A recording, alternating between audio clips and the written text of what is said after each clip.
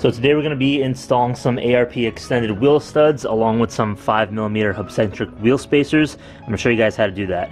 So we're putting on the extended lug nuts because we are going to go into a 5mm spacer. So what that's going to allow us to do is get a little bit more poke from the spacer, that is. And the extended lug nuts are basically going to allow the wheel to have a little bit more threading to hold on to. So you're going to need open-ended lug nuts like these right over here. So basically, right when you look through these, you can't really see the OEM stock lug nuts. But with these, they're going to poke out a lot further, so you're going to get a lot more thread from the lug nuts onto the studs. And from what I hear, these are pretty good build quality too, so they'll definitely last a long time and they're pretty strong. So we're going to start off by jacking the car up, and we'll start with I think we're going to start with the front ones first. Step one, of course, is removing the wheel.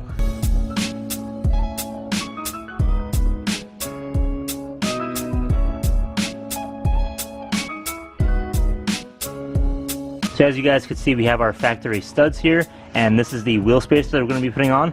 Pretty cheap wheel spacer. It's 5mm. It is really durable material, but it's not specific to my bolt pattern. So this one is a 5x100 to 5x114.3. So if you have either one of those bolt patterns, this would work. Basically what it is, because it's hub centric, it will go right onto the hub. So if I slide this on just like this, if I can get it on right, just like that, right? It sits right on the hub. Now there is a little bit of play, but when this gets torqued down, it's not going to move, obviously. So it does kind of poke it out a little bit more, like very little. And again, this is a very non-aggressive, very moderate spacer, so it's not really going to affect drivability or anything like that, or wear out the hubs or anything like that. But just to be safe, we are doing the extended studs as well. So the next step now is to remove the rotor, and then we'll have access to the studs and we can knock them out. There's two, one top and one bottom with a 17mm. Probably best to use a mallet like I just did, so you're just going to tap it and loosen these up.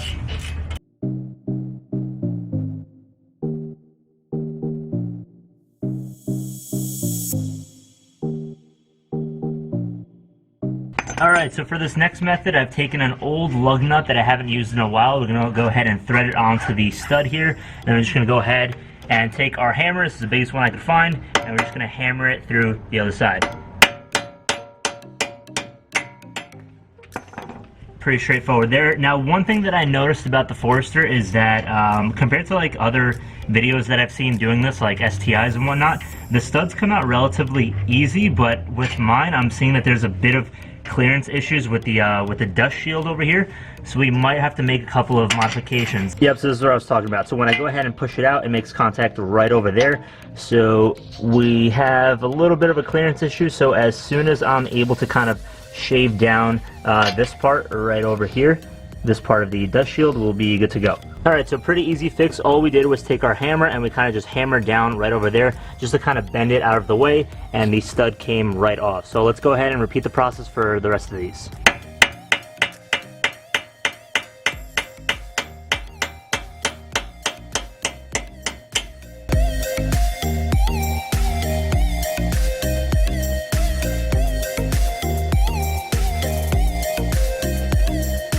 And that does it. That's all 5. So we're going to go ahead and grab the ARP studs and thread them through. So here's where we might run into some clearance issues, even though we did bend the dust shield. So let's just see how well this works. I'm going to try and thread this through, kind of wiggle it around here, and if we need to kind of press the dust shield a little bit further back with the hammer, we can do that. Alright, we just flattened out the dust shield over here so everything fits. I just want to show you guys a little bit of a comparison side by side to the difference in length here. So the ARP wheel stud is about twice the length here. Let me try and get my fingers out of the way. So it's about twice the length, so pretty significant increase. So let's go ahead and thread these through. So what we're going to do now is we're threading them right through, so now we have clearance. And now we've got all our washers here, so I'm going to slide on a whole bunch of these, and then we're going to take our old lug nut, or one of our lug nuts, and we're just going to thread it on the top of here, and we're going to just drill it on through. Alright, so we're going to use our wheel spacer lug nut instead. We'll see how well this works out.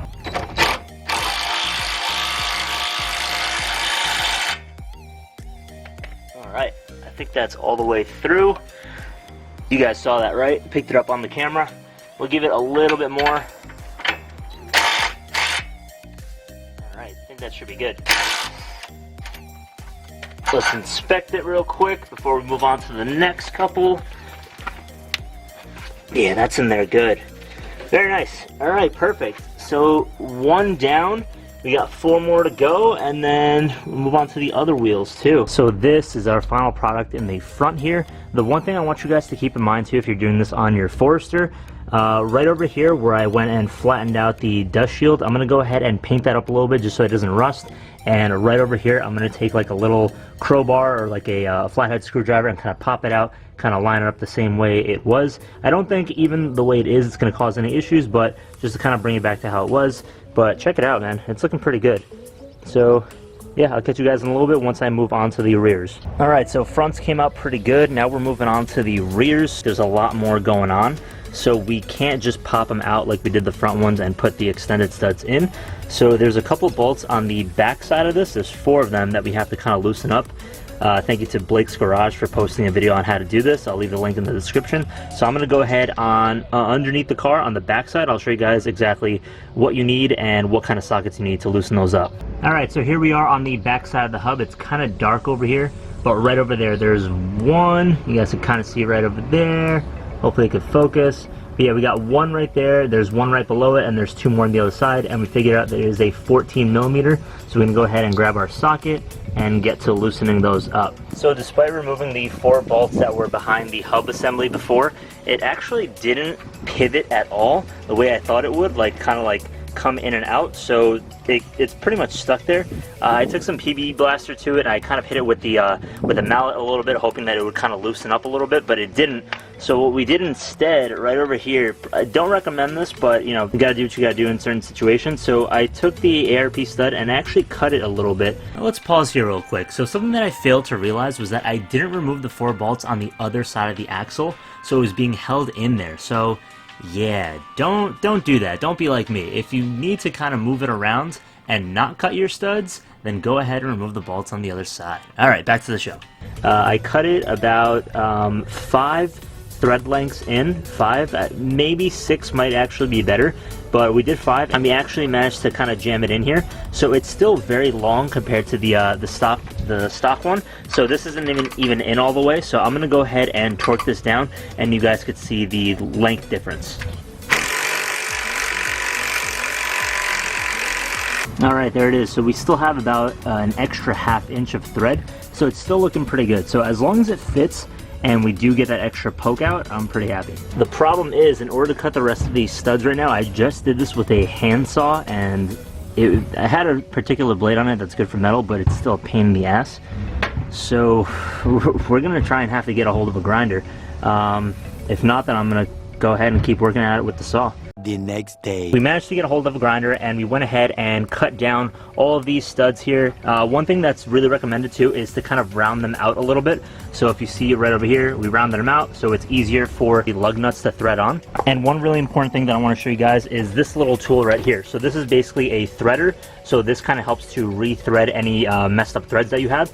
So I have this one in a specific size so that it perfectly fits onto our studs. So this is a 12 millimeter by 1.25, so it's perfect for this. So basically what you do is you go ahead and thread it on, and you tighten it down with a wrench or like a socket set, and all the stud threads kind of get cleaned out just so when you go ahead and put your lug nut, it's nice and smooth and it's not catching onto anything. Another thing I recommend is, now that we cut off the tips over here, we have a little bit of exposed metal and we don't want that to rust. So I have a little bit of leftover wheel paint over here, so this is good for like metals and stuff like that. And it's pretty similar to the color too. I mean, whatever, it's not really going to show too much. So I'm going to go ahead and paint up all the ends over here just so that it doesn't rust. And the last thing, we're actually going to get rid of these hub-centric spacers because they're pretty crappy. So these are like super cheap. Don't cheap out like I did on these, otherwise you're going to have to pay for it twice. So instead I went with some of these. These also claim that they're hub-centric, but nothing like these. So you see how this has like that little lip at the end? That's perfect because that's exactly what your wheel is going to be sitting on. So when we put it in over here, it should slide right on. So even if you don't have these little hub-centric rings, you can go ahead and take those off, and this is going to fill in that slot. So there you have it, guys. That is how you install extended ARP studs on your Subaru Forester. No, no, no, no.